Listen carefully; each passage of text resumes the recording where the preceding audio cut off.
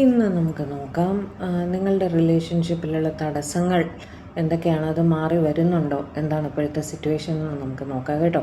ഞാനിന്ന് വളരെ കുറച്ച് കാർഡ്സേ എടുക്കുന്നുള്ളേ. നിങ്ങൾക്ക് എന്നെ മനസ്സിലായിട്ടുണ്ടാവും, ഞാൻ വേറെ സ്ഥലത്താണ്, ഉള്ള സൗകര്യത്തിൽ ആണ് റീഡിങ് ചെയ്തുകൊണ്ടിരിക്കുന്നത് കേട്ടോ. ഇന്നലെ റീഡിങ് ഇടാനും സാധിച്ചില്ല, ക്ഷമിക്കുക. അപ്പോൾ ഇന്ന് വളരെ ചെറിയൊരു റീഡിംഗ് ആണ് ചെയ്യാൻ ഉദ്ദേശിക്കുന്നത്. ഓക്കെ, തടസ്സങ്ങൾ നോക്കി നമുക്ക് പോകാം. ഓക്കെ, അതേപോലെ ഓർക്കുക, അതൊരു ജനറൽ കളക്റ്റീവ് ടൈംലെസ് റീഡിംഗ് ആണ്. നിങ്ങളുമായി എത്രത്തോളം റെസനേറ്റ് ആകുന്നു അത്രത്തോളം മാത്രം എടുക്കുക, ബാക്കി അങ്ങ് വിട്ട് കളയുക കേട്ടോ. പലരും ഇപ്പോൾ ലോങ് വീഡിയോ കാണാൻ സമയം കണ്ടെത്തുന്നില്ല തോന്നുന്നു അല്ലേ. ലോങ് വീഡിയോയും കൂടെ ഒന്ന് കണ്ട് സഹായിക്കൂ കേട്ടോ. അപ്പോൾ പേഴ്സണൽ റീഡിംഗ് സൺഡേ മുതൽ സ്റ്റാർട്ട് ചെയ്യും. സൺഡേ കോൺടാക്റ്റ് ചെയ്തോളൂ വേണ്ടവർ കേട്ടോ. ഇന്നും കൂടി ഞാൻ നമ്പർ ഇടുന്നില്ല, നാളെ നമ്പർ ഇട്ടേക്കാം സ്ക്രീനിൽ. ഓക്കെ, തുടങ്ങാമോ നമുക്ക്? ക്യാമറ ഒരു അഡ്ജസ്റ്റ്മെൻറ്റിൽ വെച്ചിരിക്കുകയാണേ, അതുകൊണ്ട് എനിക്ക് ഷഫ്ലിംഗ് കാണിക്കാൻ സാധിക്കുന്നില്ല. ഓക്കെ, ക്യാമറയുടെ ബാക്കിലാണ് ഞാനിപ്പോൾ ഷഫിൾ ചെയ്തുകൊണ്ടിരിക്കുന്നത്. നിങ്ങൾ നിങ്ങളുടെ പേഴ്സൻ്റെ മുഖം 3 പ്രാവശ്യം അല്ലെങ്കിൽ അതിൽ കൂടുതൽ പ്രാവശ്യം മനസ്സിൽ വിചാരിക്കുക. ക്വസ്റ്റ്യൻ ഞാൻ ഉറക്കെ പറയുന്നുണ്ട് കേട്ടോ. എന്തായാലും ഇന്ന് ഒരു ദിവസത്തേക്ക് ഇങ്ങനെ അങ്ങ് അഡ്ജസ്റ്റ് ചെയ്യുക കേട്ടോ. മറ്റന്നാളോടുകൂടി ഞാൻ നാട്ടിലെത്തും. വീണ്ടും പഴയ പോലെ ക്ലിയർ ആയിട്ട് തന്നെ നമുക്ക് ചെയ്യാം. Okay, divine please guide. എൻ്റെ വ്യൂവേഴ്സിൻ്റെ റിലേഷൻഷിപ്പിലുള്ള തടസ്സങ്ങൾ എന്തൊക്കെയാണ്? എൻ്റെ വ്യൂവേഴ്സിൻ്റെ പേഴ്സൺ അവരുടെ അടുത്തേക്ക് എത്തുന്നതിൽ നിന്നും അവരെ തടയുന്ന തടസ്സങ്ങൾ എന്തൊക്കെയാണ്? അത് മറികടക്കാൻ എൻ്റെ വ്യൂവേഴ്സിന് സാധിക്കുമോ എന്നാണ് എനിക്കറിയേണ്ടത്. Please guide. എൻ്റെ വ്യൂവേഴ്സിൻ്റെ റിലേഷൻഷിപ്പിലുള്ള തടസ്സങ്ങൾ എന്തൊക്കെയാണ്? അത് മറികടന്ന് എൻ്റെ വ്യൂവേഴ്സിന് മുന്നോട്ട് പോകാൻ സാധിക്കുമോ എന്നാണ് എനിക്കറിയേണ്ടത്. Divine please guide. എടുക്കുവാണേ. Tower.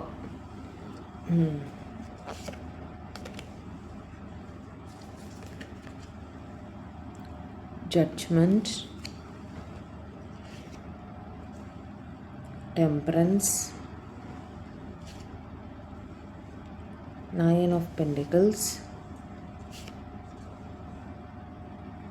Nine of Cups,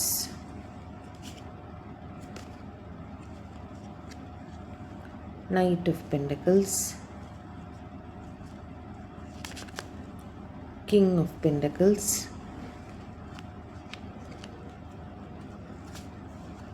Five of Pentacles, bottom of the deck വന്നിട്ട് 10 of Pentacles. ഓക്കെ, ഇവിടെ നിങ്ങളുടെ ഇടയിൽ ഒരു ടോട്ടൽ സെപ്പറേഷൻ വന്നിട്ടുള്ളതായിട്ടും കാണുന്നുണ്ട് കേട്ടോ.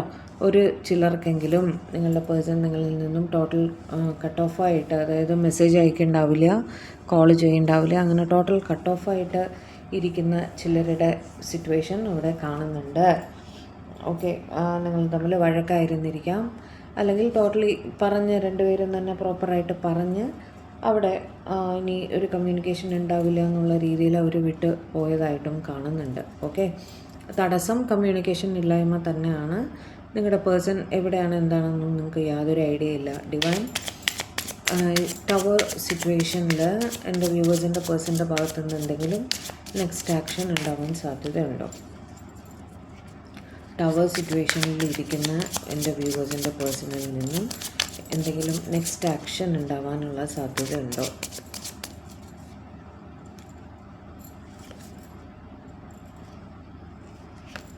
എയ്റ്റ് ഓഫ് കപ്സും ടവറുമാണ് വീണ്ടും വന്നത് കേട്ടോ. അതായത് ഇല്ല, അവരുടെ സൈഡിൽ നിന്നും യാതൊരു ആക്ഷനും ഉണ്ടാവാനുള്ള സാധ്യത വളരെ കുറവാണ്. അവർ നിങ്ങളുടെ റിലേഷൻഷിപ്പിൽ നിന്നും ടോട്ടലായിട്ട് അകന്നു പോയതായിട്ട് തന്നെയാണ് കാണുന്നത് കേട്ടോ. ഇത് ടോട്ടൽ ടവർ സിറ്റുവേഷനിലുള്ളവരാണ്, ടെമ്പററി നോ കോണ്ടാക്റ്റിലുള്ളവർക്കുള്ളതല്ല.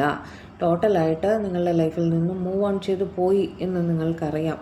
അങ്ങനെയുള്ള ഒരു സിറ്റുവേഷനിലാണ് നമ്മൾ ഇത് പറയുന്നത് കേട്ടോ. ജഡ്ജ്മെൻറ്റ്, പലരുടെയും ലൈഫിൽ ഒരു കേസ് ഒരു തടസ്സമായിട്ട് വരുന്നതായിട്ട് കാണുന്നു. ഓക്കെ, അവിടെ ഈ കേസിൻ്റെ കാര്യത്തിൽ ഒരു തീരുമാനമായതിനു ശേഷമേ അവർക്ക് നിങ്ങളുടെ അടുത്തേക്ക് ഒരു തീരുമാനമെടുത്ത് വരാൻ സാധിക്കുകയുള്ളൂ എന്നുള്ള രീതിയിൽ അവരൊരു വെയിറ്റിംഗ് സിറ്റുവേഷനിൽ നിൽക്കുന്നതായിട്ടാണ് കാണുന്നത്. പക്ഷെ അവർ പ്രാർത്ഥിക്കാറുണ്ട് നിങ്ങളുടെ റിലേഷൻഷിപ്പിന് വേണ്ടിയിട്ട്, നല്ലതായി തന്നെ കാര്യങ്ങൾ സെറ്റിലാകണേ എന്നൊക്കെ പറഞ്ഞ് അവർ പ്രാർത്ഥിക്കുന്നതായിട്ടും കാണുന്നുണ്ട് കേട്ടോ. Clarify the judgement, clarify judgement, clarify judgement. ഈ ജഡ്ജ്മെൻറ്റിൻ്റെ കാര്യത്തിൽ എൻ്റെ വ്യൂവേഴ്സിൻ്റെ പേഴ്സൻ്റെ ഭാഗത്തു നിന്നുള്ള നെക്സ്റ്റ് ആക്ഷൻ എന്തായിരിക്കും? കേസ് സെറ്റിലായി കഴിഞ്ഞാൽ അവരുടെ ഭാഗത്തു നിന്നുള്ള നെക്സ്റ്റ് ആക്ഷൻ എന്തായിരിക്കും?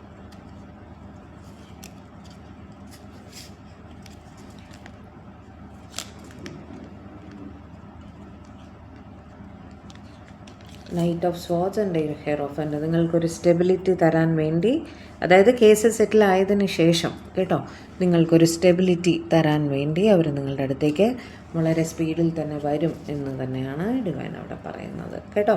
പക്ഷേ പ്രൊവൈഡഡ് അവിടെ കേസ് പ്രോപ്പറായിട്ട് സെറ്റിലാണ്, അവരുടെ ഒരു സെപ്പറേഷൻ കേസൊക്കെ ആണെങ്കിൽ അവിടെ പ്രോപ്പറായിട്ടൊരു വിധി വന്ന് നിയമപരമായി കാര്യങ്ങൾ സെറ്റിലാകണം. അതിനുശേഷം മാത്രം അവർ നിങ്ങളുടെ അടുത്തേക്ക് എത്രയും പെട്ടെന്ന് വന്ന് നിങ്ങൾക്കൊരു സ്റ്റെബിലിറ്റി, നിങ്ങളുമായൊരു വിവാഹം എല്ലാം പോസിബിൾ ആവുന്നതായിട്ട് അവിടെ കാണുന്നുണ്ട്. Okay, clarify temperance, clarify temperance, clarify temperance.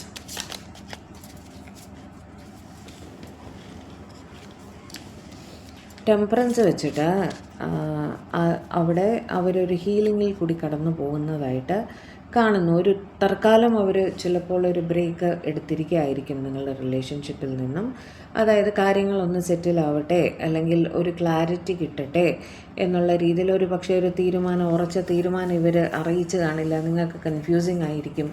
ഇവർ എന്താണ് തീരുമാനിക്കാൻ പോകുന്നതെന്ന് നിങ്ങൾക്കറിയാൻ വയ്യാത്തൊരു സ്ഥിതിയിൽ നിങ്ങൾ കൺഫ്യൂസ്ഡായിട്ട് നിൽക്കുന്നതായിട്ടും നിങ്ങൾ പ്രാർത്ഥിക്കുന്നുമുണ്ട്. ഇതിൽ ഒരു തീരുമാനം ഇവരെത്രയും വേഗം അറിയിക്കണം, എന്താണ് ഇവരുടെ മനസ്സിൽ എന്നൊന്നും അറിയാൻ സാധിക്കുന്നില്ലല്ലോ എന്നുള്ള രീതിയിൽ നിങ്ങൾ കൺഫ്യൂസ്ഡായിട്ട് നിൽക്കുന്നുണ്ടായിരിക്കും.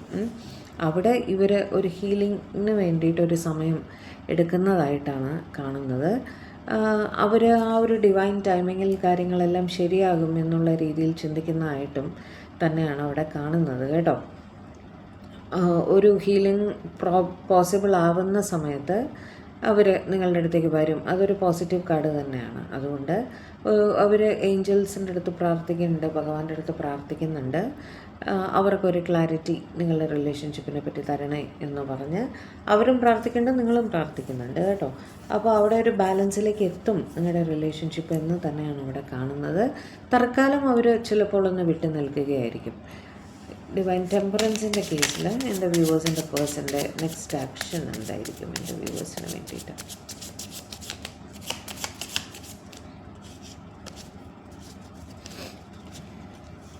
King of wants, 9 of cups. ഞാൻ പറഞ്ഞില്ലേ, അൾട്ടിമേറ്റ്ലി അവർ നിങ്ങളോട് അവർക്ക് സ്നേഹം തന്നെയാണ് എന്ന്, അവർ നിങ്ങളുടെ റിലേഷൻഷിപ്പ് അവർക്ക് വേണം, നിങ്ങൾ അവരുടെ ഒരു വിഷ് ഫുൾഫിൽമെൻ്റ് ആണ് എന്ന് അവർ റിയലൈസ് ചെയ്യുകയും നിങ്ങളുടെ റിലേഷൻഷിപ്പ് ഒരു ബാലൻസിൽ എത്തുകയും ചെയ്യുമെന്ന് തന്നെയാണ് ഡിവൈൻ അവിടെ പറയുന്നത് കേട്ടോ. Clarify king of pentacles. നിങ്ങളുടെ പേഴ്സൺ ഒരുപാട് റെസ്പോൺസിബിലിറ്റീസ് ലൈഫിൽ ഉള്ള ഒരാളാണ് കേട്ടോ. അവർക്ക് നിങ്ങളുടെ കാര്യം മാത്രമല്ല, അവരുടെ ലൈഫിൽ മറ്റുള്ളവരുടെയും അവരുടെ ഫാമിലിയുടെയും എന്തൊക്കെയോ റെസ്പോൺസിബിലിറ്റി, എസ്പെഷ്യലി ഫൈനാൻഷ്യൽ രീതിയിൽ ഒരുപാട് റെസ്പോൺസിബിലിറ്റീസ് തലയിൽ ഉള്ള ഒരാളാണ് നിങ്ങളുടെ പേഴ്സൺ. അവിടെ അവർക്ക് അവരുടെ ജോലി, കരിയർ, പൈസ സമ്പാദിക്കലിലൊക്കെ ശ്രദ്ധിച്ചേ മതിയാകൂ എന്നുള്ളൊരു സിറ്റുവേഷനാണ്. അതുകൊണ്ട് അവരവിടെ സ്റ്റക്കായിട്ട് വെയിറ്റ് ചെയ്ത് നിൽക്കുന്നതായിട്ട്, അതായത് ഫൈനാൻഷ്യൽ റെസ്പോൺസിബിലിറ്റി തീരും വരെ ഒരു വെയിറ്റിംഗ് പീരീഡിൽ നിൽക്കുന്നതായിട്ട് കാണുന്നു. കടങ്ങളൊക്കെ ഉണ്ടായിരിക്കും, അതൊക്കെ ഒന്ന് തീർക്കണം എന്നുള്ള രീതിയിൽ നിൽക്കുന്നതായിട്ട് കാണുന്നുണ്ട്.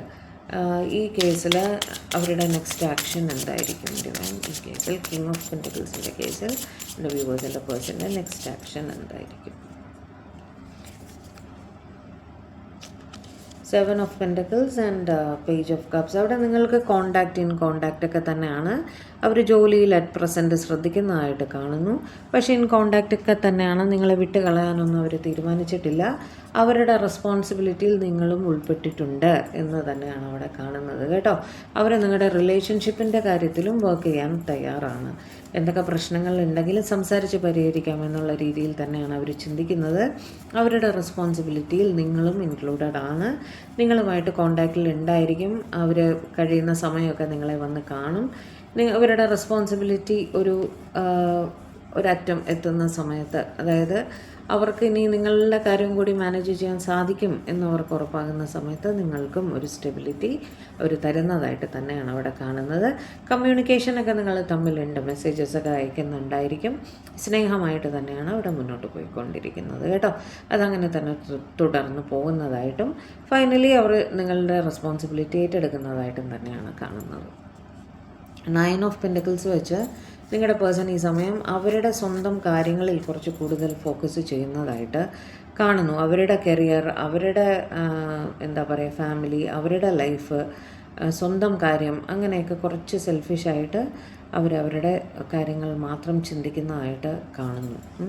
Clarify 9 of pentacles, clarify 9 of pentacles, clarify 9 of pentacles, clarify 9 of pentacles. Next action പറഞ്ഞു തരൂ divine. Devil and Queen of pentacles, devil and Queen of pentacles. ഞാൻ പറഞ്ഞില്ലേ കുറച്ച് സ്വന്തം കാര്യങ്ങളിൽ ഫോക്കസ് ചെയ്യുന്നു എന്ന് പറയുന്ന അവിടെ കുറച്ച് സെൽഫ് ഒബ്സസ്ഡ് ആയിട്ട് ചിന്തിക്കുന്നതായിട്ട്, സ്വന്തം കാര്യം, എനിക്ക് കംഫർട്ടബിളായിട്ട് ജീവിക്കണം, എനിക്ക് പൈസ ഉണ്ടാക്കണം, എൻ്റെ കാര്യങ്ങൾ കൂടുതൽ ശ്രദ്ധിക്കണം എന്നൊക്കെയുള്ള രീതിയിൽ ഒബ്സഷൻ നിങ്ങളോടല്ല, സ്വന്തം കാര്യത്തിനോടാണ്.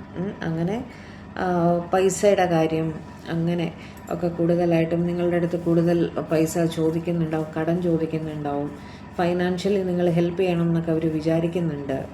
അതായത് നിങ്ങൾക്ക് മടുപ്പുണ്ടാക്കുന്ന രീതിയിൽ ഇവർ പെരുമാറും എന്നാണ് കാണുന്നത് കേട്ടോ. അതാണ് ഇപ്പോൾ അവിടെ തടസ്സമായിട്ട് കാണുന്നത്. ഇവരുടെ സ്വഭാവത്തിൽ മാറ്റം വരുമോ എൻ്റെ വ്യൂവേഴ്സിനെ അവരുടെ ലൈഫിലേക്ക് നല്ല രീതിയിൽ അക്സെപ്റ്റ് ചെയ്യാൻ ഇവർ തയ്യാറാകുമോ ഡിവൈൻ?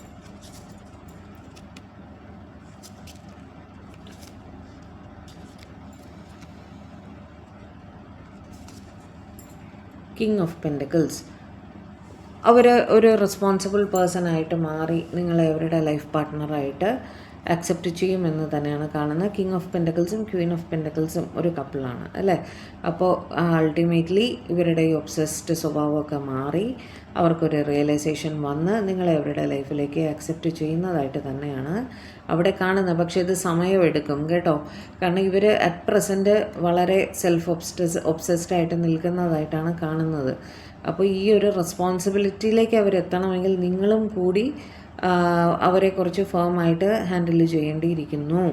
അതായത് അവർ സ്വന്തം റെസ്പോൺസിബിലിറ്റി മനസ്സിലാക്കട്ടെ എന്നുള്ള രീതിയിൽ നിങ്ങൾ ഒരുപാട് കൈയഴിഞ്ഞ് അവരെ സഹായിക്കാൻ നിൽക്കാതെ അവരുടെ റെസ്പോൺസിബിലിറ്റി അവരെ പറഞ്ഞ് മനസ്സിലാക്കുക. നിങ്ങളും കൂടി നിങ്ങൾ മാത്രമല്ല അവരെ സപ്പോർട്ട് ചെയ്യേണ്ടത് അല്ലേ. അവർക്കും നിങ്ങളോടൊരു റെസ്പോൺസിബിലിറ്റി ഉണ്ട്. അത് അവരെ പറഞ്ഞ് മനസ്സിലാക്കുക. അവരുടെ രീതികളിൽ മാറ്റം കൊണ്ടുവരണം എന്ന് തന്നെ അവരെ പറഞ്ഞ് മനസ്സിലാക്കുക. നല്ല രീതിയിൽ മാറി വരട്ടെ. മാറി വന്ന ആ റെസ്പോൺസിബിലിറ്റിയൊക്കെ ഏറ്റെടുക്കാൻ തയ്യാറാവുമെന്ന് തോന്നുന്ന സമയത്ത് ഈ റിലേഷൻഷിപ്പിൽ മുന്നോട്ട് പോവുക കേട്ടോ.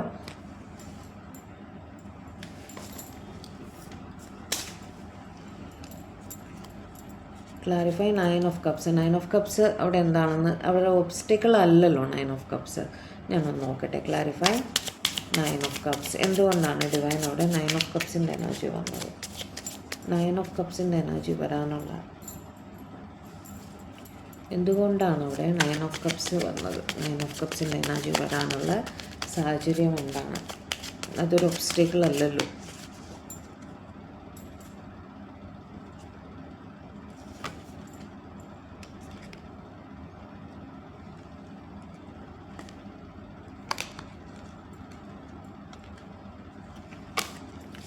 അതായത് അവരൊരു ക്രോസ് റോഡ് സിറ്റുവേഷനിൽ സ്റ്റക്കായിട്ട് നിൽക്കുകയായിരുന്നു. ഓക്കെ, 2 ഓഫ് സ്വാർട്സും ഏസ് ഓഫ് സ്വാർട്സും ആണ്.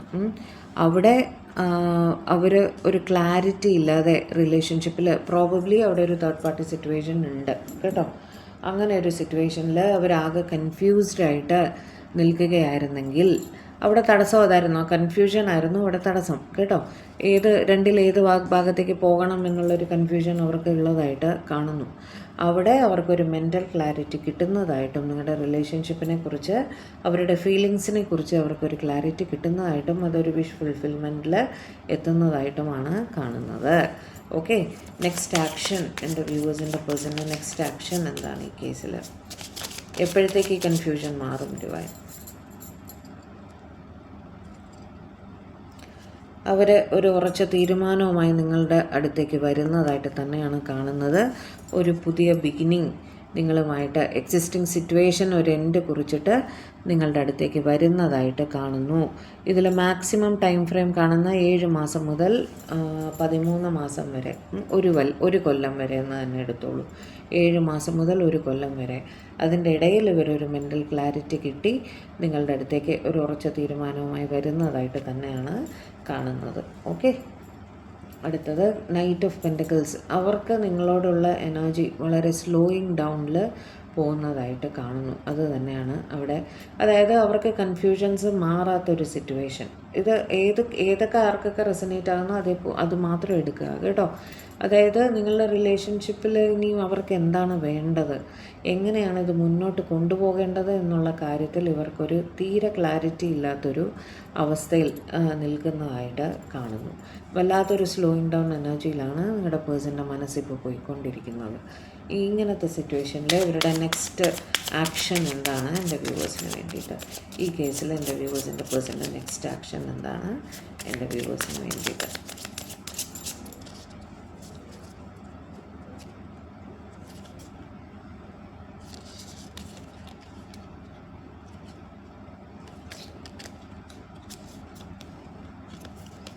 അങ്ങനത്തെ സിറ്റുവേഷനിൽ അവർ റിയലൈസ് ചെയ്യും. ഓക്കെ, അവർ റിയലൈസ് ചെയ്യും അവരുടെ നിങ്ങളുടെ ഇമ്പോർട്ടൻസ്, അവരുടെ സ്നേഹം അവർക്ക് മനസ്സിലാവും. നിങ്ങളുടെ സ്നേഹം അവർ തിരിച്ചറിയും. എന്നിട്ട് നിങ്ങൾക്ക് ഒരു എന്താ പറയുക, ഒരു സ്റ്റേബിൾ ഫാമിലി ഇവർ തരുന്നതായിട്ട് തന്നെയാണ് കാണുന്നത്. പക്ഷേ ഈ റിയലൈസേഷൻ വരാൻ ഒരു 10 മാസം എടുക്കും കേട്ടോ. ഒരു 10 മാസത്തിന് ശേഷം മാത്രമേ ഇവർ കൺഫ്യൂസ്ഡായിട്ട് നിൽക്കുകയാണെങ്കിൽ, അവർക്ക് എന്താണ് വേണ്ടതെന്ന് അവർക്ക് തന്നെ അറിയാത്തൊരു സിറ്റുവേഷൻ. നിങ്ങൾക്ക് ചിലപ്പോൾ കൺഫ്യൂഷൻ തോന്നില്ലേ? നിങ്ങൾക്ക് എന്താ വേണ്ടതെന്ന് നമ്മൾ ചോദിക്കില്ലേ? നിങ്ങളൊരു തീരുമാനം എടുക്കൂ, മുന്നോട്ടാണോ പുറകോട്ടാണോ എന്നൊരു തീരുമാനം എടുക്കൂ. കാരണം നമുക്കൊരു കമ്മിറ്റ്മെൻറ്റ് തരികയില്ല എന്നാൽ വിട്ടു പോവുകയില്ല എന്നുള്ളൊരു സിറ്റുവേഷനുള്ള പലരും ഉണ്ടാവില്ലേ? അവരുടെയാണ് ഈ സിറ്റുവേഷൻ കേട്ടോ. അതുകൊണ്ടാണ് അത് ഒരു ഉറച്ച തീരുമാനം ഇല്ലാത്തത് കൊണ്ടാണ് അവിടെ ഈ സ്ലോയിങ് ഡൗൺ എനർജി വരുന്നത്.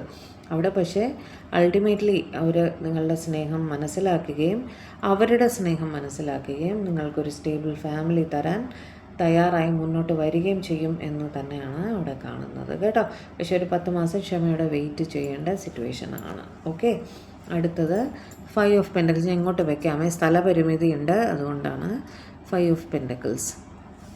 5 ഓഫ് പെൻറ്റക്കിൾസ് വെച്ച് ഫൈനാൻഷ്യൽ ഡിഫിക്കൽറ്റി തന്നെയാണ് അവിടെ ഏറ്റവും തടസ്സമായിട്ട് വരുന്നത്. അവർക്ക് ഒരുപാട് റെസ്പോൺസിബിലിറ്റീസ് ഉണ്ട്.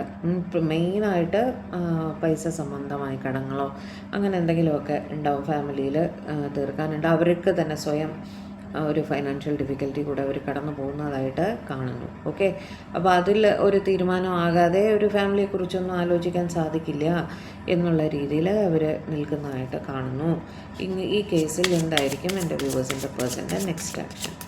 ഈ കേസിൽ എൻ്റെ വ്യൂവേഴ്സിൻ്റെ പേഴ്സൻ്റെ നെക്സ്റ്റ് ആക്ഷൻ എന്തായിരിക്കും? എൻ്റെ വ്യൂവേഴ്സിൻ്റെ പേഴ്സൻ്റെ നെക്സ്റ്റ് ആക്ഷൻ ഈ കേസിൽ എന്തായിരിക്കും?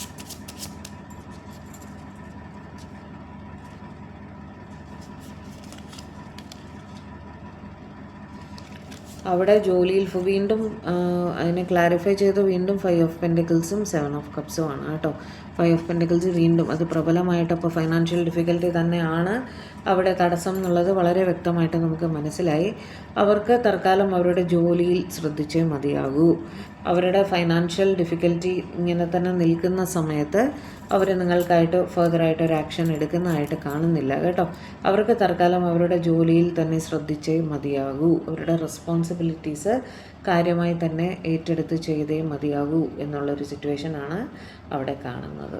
Okay, bottom of the deck വന്നിട്ട് 10 ഓഫ് പെൻറ്റക്കിൾസ് ആയിരുന്നു. ഓക്കെ, 10 ഓഫ് പെൻറ്റക്കിൾസ് വെച്ചിട്ട് അവർക്ക് അവരുടെ ഫാമിലി വളരെ ഇമ്പോർട്ടൻ്റ് ആണ്. ഫാമിലിയുടെ സംരക്ഷണം, അവർക്ക് കാര്യങ്ങൾ കൃത്യമായി പ്രൊവൈഡ് ചെയ്യൽ, അവരുടെ സുഖസൗകര്യങ്ങൾ ഒരുക്കി കൊടുക്കൽ, അങ്ങനെയൊക്കെ. ഫാമിലി എന്ന് പറയുമ്പോൾ എല്ലാവരും തന്നെ ഇൻക്ലൂഡഡ് ആണ്. പാരൻസ്, സ്പൗസ്, കുട്ടികൾ, അങ്ങനെ ആരാണോ അവരുടെ ഫാമിലിയിലുള്ളത് അവരുടെ സംരക്ഷണം ഇവർക്ക് ഏറ്റെടുത്തേ മതിയാകൂ. അവർക്കത് ഇഷ്ടവുമാണ് ചെയ്യാൻ എന്നുള്ളത്. അതായത് ഫാമിലിക്ക് അവിടെ കുറച്ച് പ്രാധാന്യം കൂടുതലായിട്ട് വരുന്നതായിട്ട് കാണുന്നു കേട്ടോ. ഈ സിറ്റുവേഷനിൽ എൻ്റെ വ്യൂവേഴ്സിൻ്റെ പേഴ്സൻ്റെ നെക്സ്റ്റ് ആക്ഷൻ എന്തായിരിക്കും? എൻ്റെ വ്യൂവേഴ്സിന് വേണ്ടിയിട്ടുള്ള നെക്സ്റ്റ് ആക്ഷൻ എന്താണ്?